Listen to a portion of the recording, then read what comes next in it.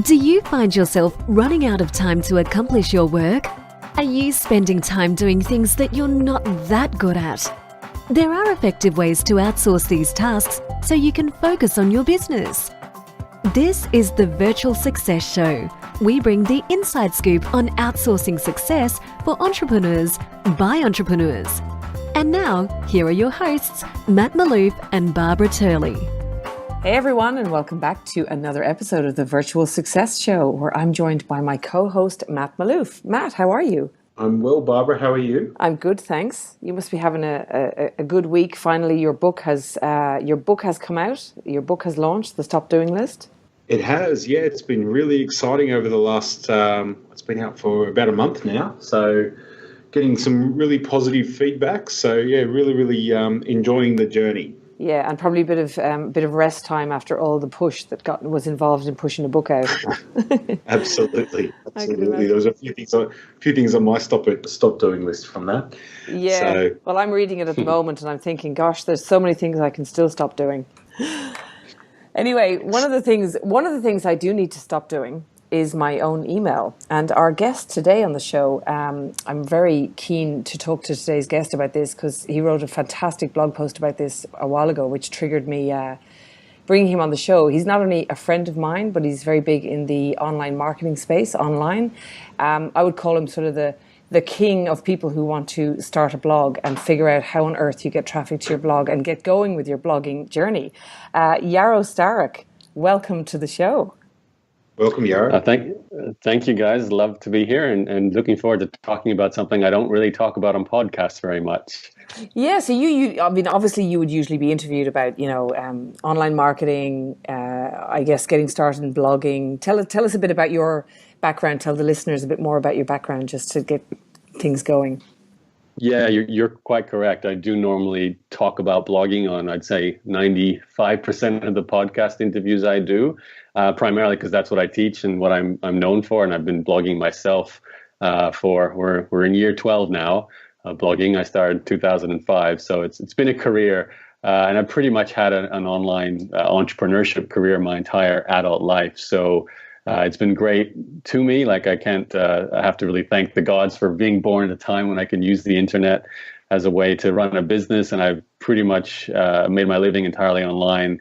And thankfully also been able to travel around the world, taking my business with me. So what you normally find me doing is sitting in cafes, writing on my laptop, either writing a blog post or an email, coordinating with my team on Slack, and I teach courses, and I have a membership site. I sell ebooks as well. So I'm basically a writer, teacher, entrepreneur. Running a publishing company is probably the best way to put it now, and that's what I've been doing for the last more than a decade, and I love it. Yeah, and you're heading from Vancouver to France next. So you're truly the laptop lifestyle entrepreneur. You truly live that. I like to represent what I teach as much as I can. Yeah, that's for sure. Especially at the moment, I've been traveling. I wouldn't say nonstop. I've certainly been stopping in Canada, and I've had a number of trips back and forth to conferences in the States. But yes, it's really go, keep traveling. And if there's an event we want to attend, I'll hop on a plane and get to it. And life doesn't really change that much. It's Airbnbs and Ubers and sitting on your laptop working. That's kind of what the day-to-day life is like. Yeah, I'm sure there's lots of listeners going, yeah, I want to do that. So you've got to follow Yaro if you want to figure out how to get that lifestyle, because you teach that really, really well. So Yaro, obviously, you mentioned Slack, which we've talked about on this show many times before, which is a great communication channel when you have a virtual team. So how many people do you have on your direct team at the moment, helping you to run this laptop lifestyle business? I should officially count. I'm pretty sure we've got 10 people in Slack at the moment. Nearly all of them are working with me every day. Basically, I've got 3 people in what we call client care, which is email and customer support and sales support too. So it's sort of like an all-round client care. That's why they're called client care. I've got 2, I wouldn't call them like full-time. All my people are contractors, but the client care people really do check in every day. I've got 2 tech people who are pretty much my main tech resources for doing all, website changes, blog changes, setting up pages, that sort of thing. one graphic designer, one Facebook ad manager, one content auditor. At the moment, is doing a content audit on my website. It's sort of a social media management role too. Well, it will be anyway. One person handling my podcast publications. I think that's kind of everyone. And there's like the more not really day-to-day part of my team, but the person who does the transcripts. And then, occasionally, if we need something written, we go to a writer. If we need something formatted, we go to a desktop publishing specialist. But really, the day-to-day team is the people I've just mentioned. Yeah, you know what I love about that, and I want to say to some of the listeners that are listening to this that think that running a blog, and making money from content marketing coming into courses can be done by just one VA. I just want listeners to realize that if you're really running this like the true business that Yaro teaches you basically how to do, like look at all those people that you have on your team. Like, yes, you're working from your laptop, but you have a fully functioning team that is firing every day. So to make this thing work, like you're really taking it very, very seriously. And I think that's important for people to realize. Yeah, it's actually been more recently though. Like if you go back in time, my team was really me, a tech person and an email person. And that was it. We certainly had the odd contractor come on board now and then for one-off jobs, but for a long time, it was a 3-person show. I did all the content and all the marketing and all the email writing, and I just had the tech person and the email person sort of as my main 2 support team. And to be fair, I ran a great business. It just was capped in how big it could get. And in the last maybe 4 or 5 years, I wanted to go beyond that phase. And that's why, I brought more people in, which has been really interesting, actually, because it's allowed me to, I guess, not only grow further, but also test some theories around systems that I've always wanted to set up. And it's actually taken me out of the business even more, because it's allowed me to sort of say, okay, what if Yaro does absolutely nothing, except for maybe show up for one group coaching call and communicate with a few clients who, pay for private time with me? Does the business still run? And that requires, a slightly bigger team and certainly more systems in place. Like I had to spend a bit of time creating email funnels that run without me. So that was a deliberate change in strategy, because before that it was very launch based, and I made great money. I can't complain, but it's not. I guess I didn't feel about it that it was as automated a business. Even it is a business still, but I guess it felt more like I was. I wouldn't call myself a freelancer, but I was a coach or a teacher making a great living. And now it feels more like I'm still that, but my content is kind of doing a lot of the heavy lifting for me, more so than it was in the past. And because that's working, the team is needed in place to kind of manage the more sales, the more customers, the more queries coming in. So it's been fun to see that transition and that growth happen. And Yaro, when the blog that Barbara referenced earlier about breaking free from emails, talk us through just what inspired you to write that and what the general gist of that was. Yeah, it's one of my favorite topics, actually. It's weird that it's taken so long to write about it. Even before I was a blogger, I was obviously an online entrepreneur, and I had an editing company which was set up to specifically be what you would call, I guess, a Tim Ferriss business today, a 4-hour work week kind of business. I built it before Tim was Tim, and he wasn't, hadn't written any of his books. But back then I was still chasing very much what Tim represents now, which was that lifestyle business that provides a cash flow source so you can do whatever you want with your life. And that was my primary goal to begin with as an entrepreneur, was to create some kind of income stream business like that.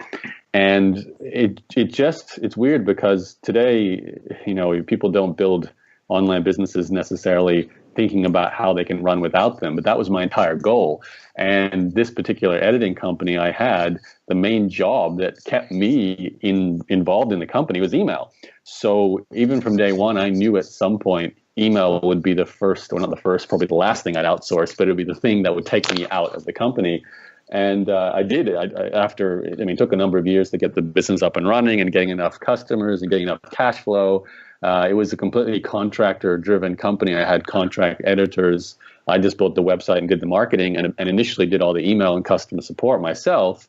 And then once there was enough cash flow, I brought on actually a friend from university back in Brisbane, Australia.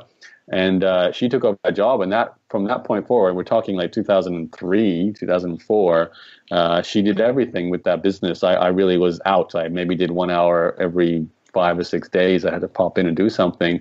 And ever since then, I've always seen email as the first thing I need to get off my plate if I really want any sense of freedom. And it blows my mind how many entrepreneurs I still spend time with who are devoting large chunks of their most productive hours to simply replying to emails. So the impetus for writing this actual article was a very small networking dinner I went to with some other entrepreneurs. And one of the women there was talking about how like we were sort of sharing our problems. And she was saying, every night I go home and I just can't get on top of my email. I spend like 4 or 5 hours before I go to bed. And that's when I kind of dropped the bombshell at the table and said I hadn't done my own email in 12 years. And, there's all these shocked faces when people think about that because I don't know what it is about it. Like Barbara, you mentioned before, people have trouble letting go of their email or seeing that as something other people can handle for them. Yet we all know it's most of the time it's not a part of your business that moves forward either. It's something you kind of do that is like treading water. It's not growing your business. You're always responding to things.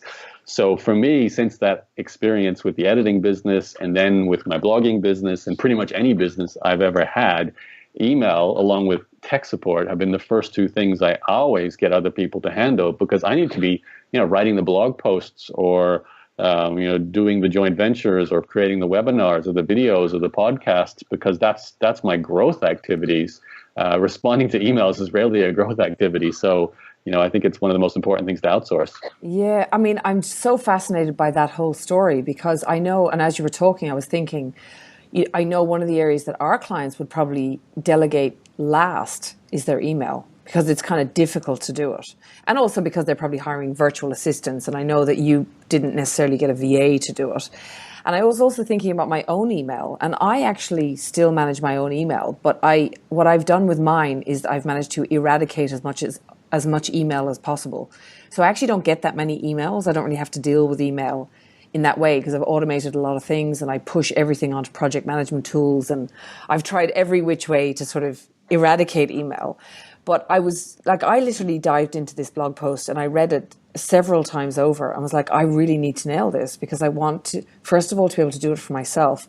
And second of all, to start talking to our clients about how to do this safely, effectively, because it is your personal email, right? So let's dive in. I'm sure the listeners are dying to know, like, how do we actually do this? So do you have a couple of steps maybe you can share with us that we can digest and actually activate ourselves?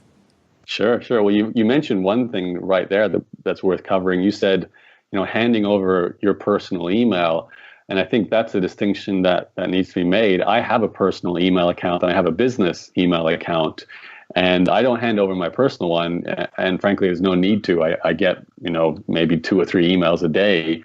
And it's really just friends, family, and a few things like, notification of a flight booking or an Airbnb booking or something like that. And even that I could potentially have someone else handle, but I like to choose where I live and I like to choose which planes I fly on. So it's more of a, personal preference there.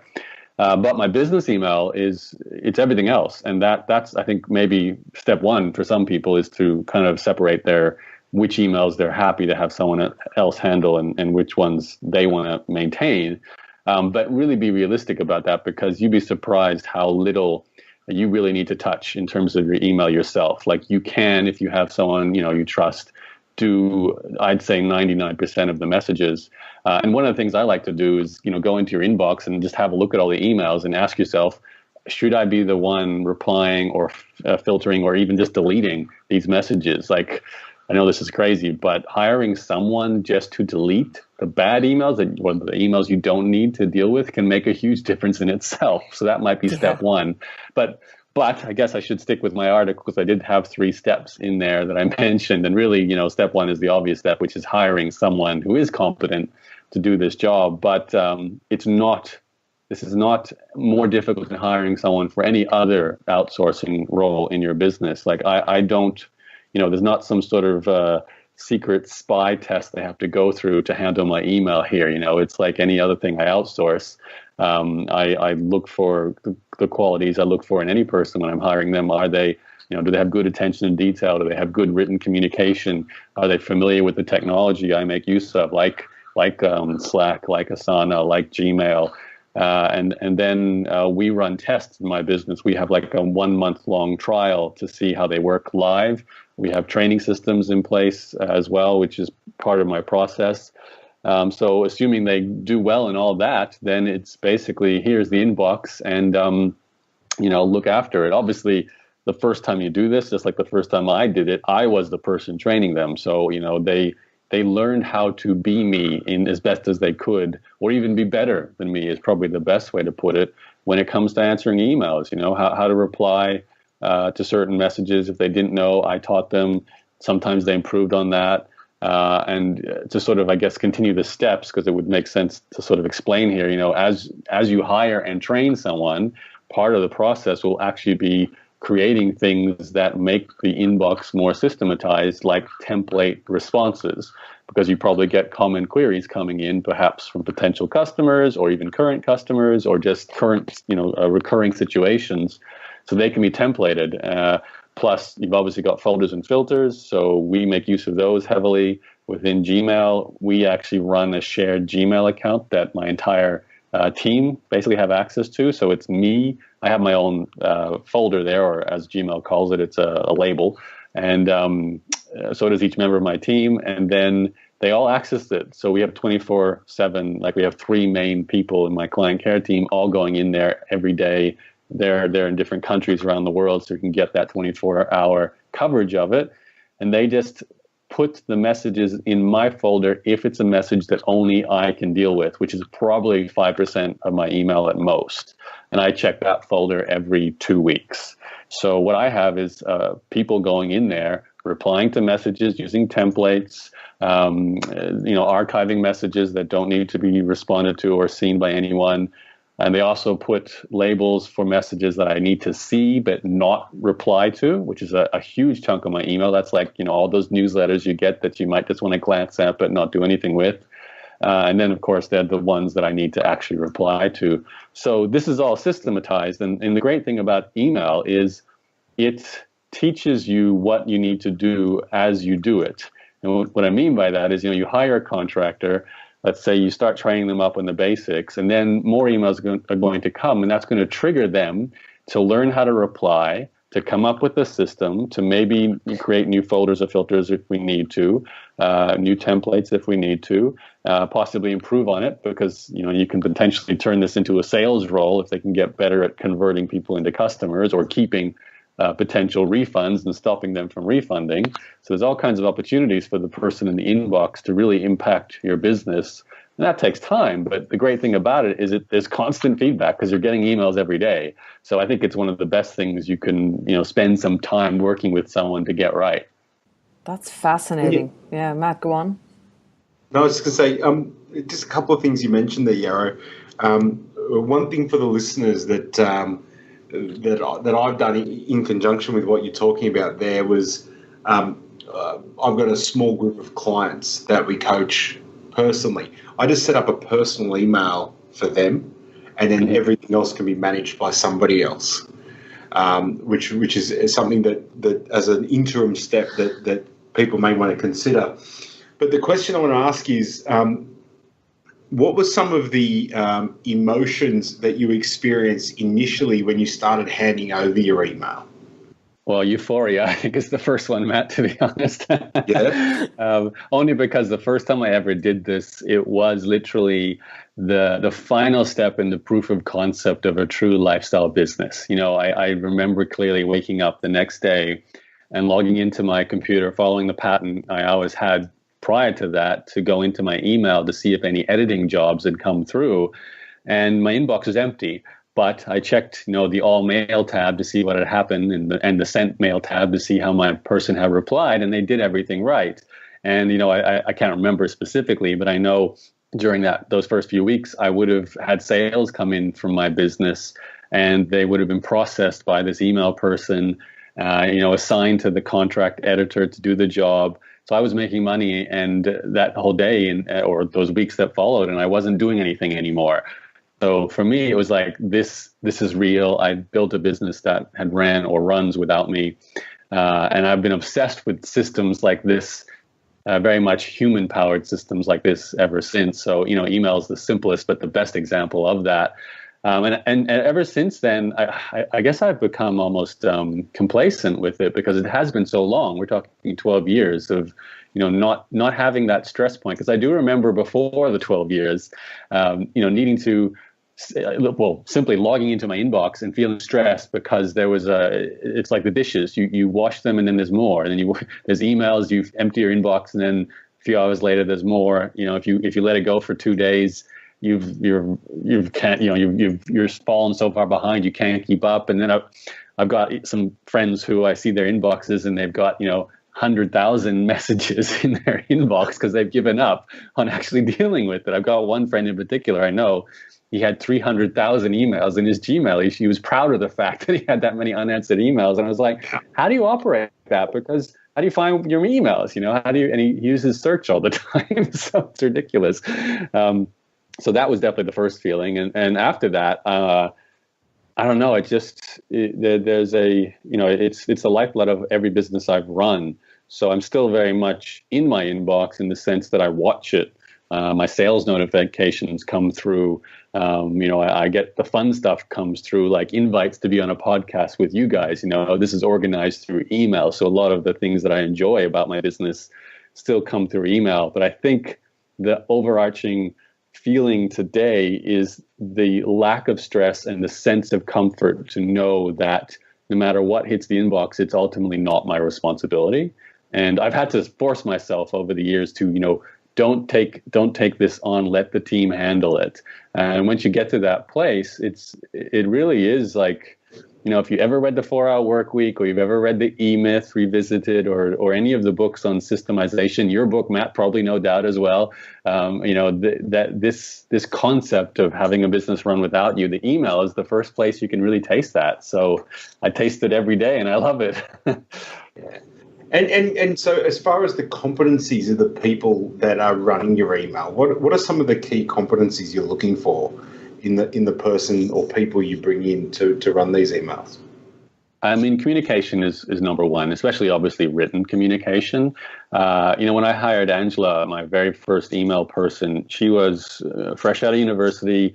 She had an information technology degree. So, she wasn't qualified like an English major or had training in customer service, but I knew she was intelligent. I knew she had, good emotional intelligence as well, so that when you've got, an angry customer writing an email, you know how to react and calm that person down. So that's the first thing, that rapport and the ability to communicate well in English in the sense of a customer service situation. So it's kind of funny, but people who possibly work in retail or, hospitality can be good at this because they know, not to get emotionally responsive to an angry or, a person who doesn't communicate very well back at you. You know how to deal with those situations. I worked at a help desk, so I kind of knew the patience required sometimes to work with certain people. So that's one. I really also respect people who have attention to detail more than anything, because they tend to see possible ways to do things better than I do, and think about the things that need to be done that that you might not see in front of you. Like, they're not always just reacting to the inbox or to the situation.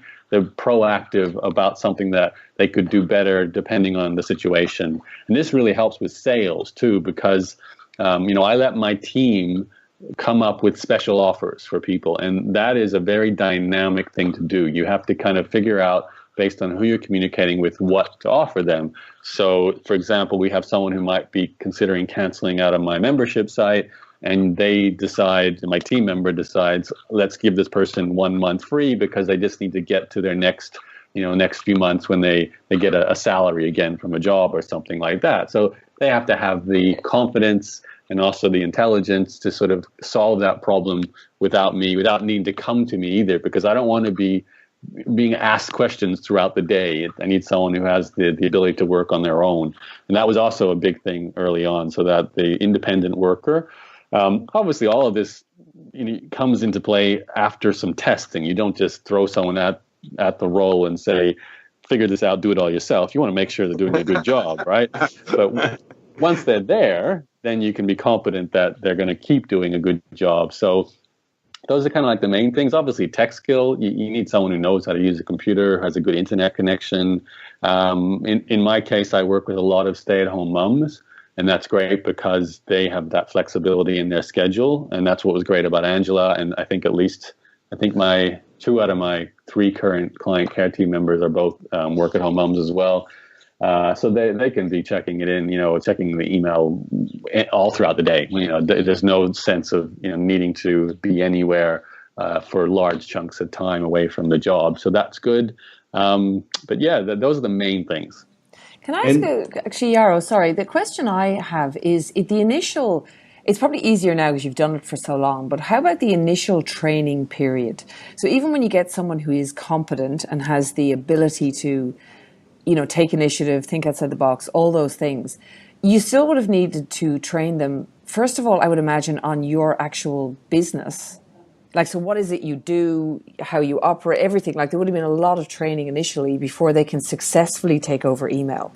How did you tackle that? Like, how did you not become overwhelmed with that part of it in the beginning? This is so much easier than you think it is, Barbara. It's ridiculous. Okay. Because I get asked this by clients. Clients would ask these questions, and I would struggle with answering that. Yeah, it's so like we've been doing the same thing when it comes to bringing on new people since I did with Angela day one. Obviously, nowadays I have my current people train my new people, so that's an advantage. But even if you're just doing this for the first time, this is all you have to do. Tell your new hire to go into the inbox and read your replies to messages. Go into the sent folder and read how you reply to things and go back as far as they need to. Might need to look back over the previous 2 months or something like that, depending how much email volume you get. And they can learn pretty much everything from that one activity, how you reply, what your business is about, what you sell, what web pages to refer people to. It's not going to solve every problem, but it will get them up and running really, really quickly. So we kind of do it like this. We phase them in. So they will spend probably about a week just reading how, in this example, would be how I reply, but in my company today, it would be how my other already established people reply. But, if you're doing this for the first time, it's going to be you. And then the next week, assuming they say they're feeling confident, we then say, can you start doing replies to the emails you feel confident in? And you just check over their work and make sure they're doing that correctly. And then they'll get better and better because they'll start doing more and more replies. Obviously, they're going to ask questions. There's going to be, how do I deal with this? Is there a special page for this? So, but, they only need to ask that once. And then the next time it happens, they don't need to ask again. So they're kind of like building up a mental database of how to answer probably 80% to 90% of your emails. So within about 2 weeks to a month, they're feeling confident to deal with about 80% of the messages that come into an inbox. And that's the basic starting point. From that point forward, you might get, the odd email, maybe one a day that they just don't know how to deal with. That's fresh and new, or they're not sure and they want to run it past you. That's what they do then. And then when you really take things to the next level, you actually set up a system for all the more common things. So that's when you start creating templates, you create videos, and ideally you get the person who's learning it to do the systemization as well, because when you first learn something is a great time to teach it. So once they've just learned how to do something, I get them to record a ScreenFlow, desktop recording video if it's something that needs that, or I get them to, maybe write the template reply, or sometimes they just take the template from one of my previous replies. And then the next person you hire has all these templates and all these training videos to follow as well as, all your previous emails. So it really isn't that hard to do. Like, it blows my mind more people don't do this, Yeah, actually, I've just realized as you were talking that I think, Matt, the question you asked is probably the most critical one. It's the emotion, because I know that for me, it's the emotion of letting go of that, feeling like it won't be done right, or just even I would be a bit overwhelmed with handing it over. But that's great. I now have the strategy. I'm going to do it. I'm going to do it. You have to. One of the things to expect is they won't do it right. You do have to realize that they're not going to write exactly like you are. They're going to make mistakes. And it depends how much of a control freak you are. Because I've had moments where I've just been so angry and frustrated because I've seen a better way to reply to something, a way that could have saved a customer that we lost or brought in a new customer that we didn't, or something like that. But more often than not, that's a very rare thing that happens. And then it's an opportunity to train a person. And, they're getting new skills in sales. And in fact, if you hire a good person, they'll go on to do even a better job of selling than you did. I mean, can be tricky. I should clarify that in my email, though, I have eradicated all client contact in my email. So actually, my team do deal with that. I guess my email. What are you dealing with, Barbara? What's in your email box? Yeah, my inbox is actually full of things like things I've signed up to, and I'm great at unsubscribing from things too. But I nearly need somebody to do that for me and delete stuff. And then the odd email. Normally, it's more business opportunity type stuff, which really is going to come to me anyway. And you only get one of those every now and then. So email for me is not a big job every day, is what I'm saying anyway. So I have managed to eradicate it rather than right. Give it away. You've done the outsourcing of the business emails already, so yes. you're already where I am in that regard. Yep. So that's probably just to clarify for the listeners. But because I always say to clients, you have to eradicate email out of your life, like either delegate it or do whatever with it. But you've got to try and get rid of it using automation, delegation, whatever strategy you can. FAQs on your website, whatever videos that you can do. I think one important thing, and you've mentioned it multiple times, Yaro, through this conversation, is there's a system for it. There's a system for responding to certain emails in certain ways. You've templated things where you can, but there's a system all around this. And I think most people, even if they're managing their own emails, don't have an effective system. And hence, what it does is it makes it near impossible for them to hand it over to anybody else.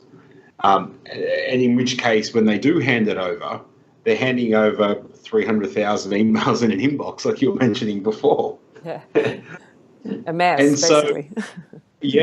So, I find that it's so, and I mean, Barbara, you and I have had conversations on the show before around the system. If you want anything in your business done by somebody else, it must start with a clear system that you can train somebody in, and then it needs to be refined over time. I think that's just such an important message to hammer home to everyone, that Yaro, he's not just talking about handing over emails. He's got a clear, definitive system on how to do this.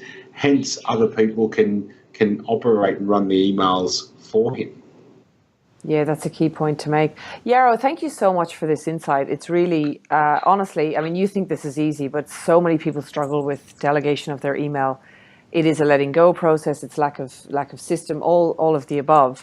But to just dissect it down on the show like this is just gold for our listeners, because they do want to do this.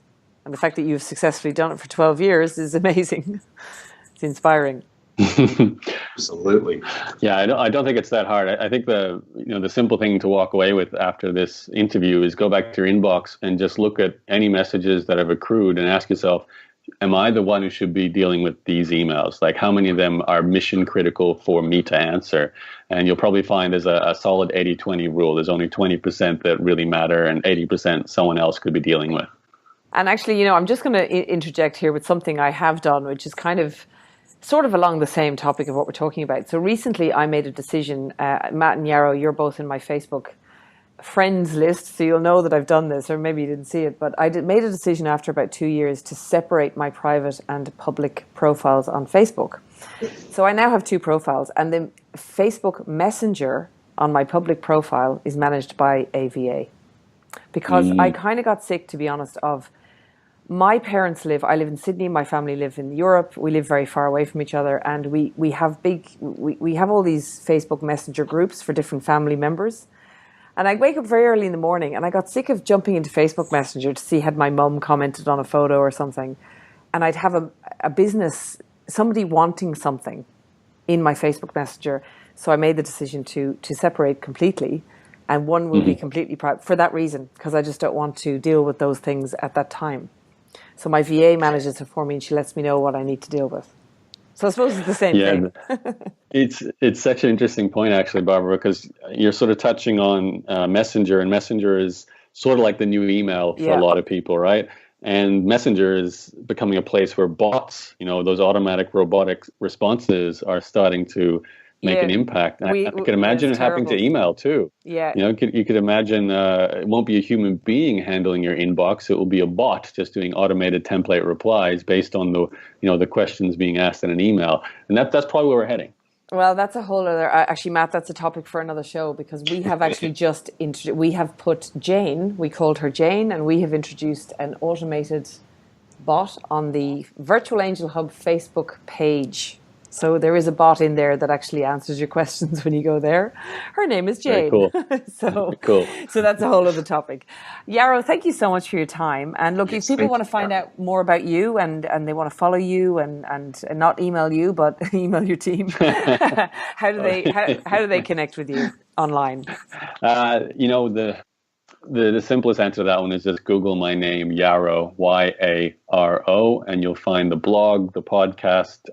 If you're interested in blogging, look out for my report. It's called the blogprofitsblueprint.com is where you can find that. But Yaro, Yaro, just remember that, and that's the easiest way to find me. Yeah, and guys, the Blog Profits Blueprint, I will put my hand up and say it was the first pivotal moment in my online career where I discovered Yaro's online blog Profits Blueprint, and I knew nothing about online until that moment. So I'm a big fan of that piece of work. It's very, very good. Matt, any final things from you, Matt? No, thank you so much, Yaro. I think you've given amazing insight, and I think just the one thing I'll reiterate in what Yaro's been saying today is email to get it off your list is so doable, and it's a lot easier than you think. Yeah, absolutely. And guys, look, if you're loving this show, we'd love to get a review. We're trying to get the reviews up on iTunes right now and the ratings. So just throw us a review and be sure to let us know, other topics that you want us to cover that you're trying to outsource, delegate, whatever you're trying to do. And until next time, we'll see you for some more virtual success. Thank you for listening to the Virtual Success Show. If you found this show helpful, take a moment to share it with a friend so that we can all grow together. Find out more about the inside scoop on outsourcing success by going to our website, virtualsuccessshow.com. Until next time, thanks for listening.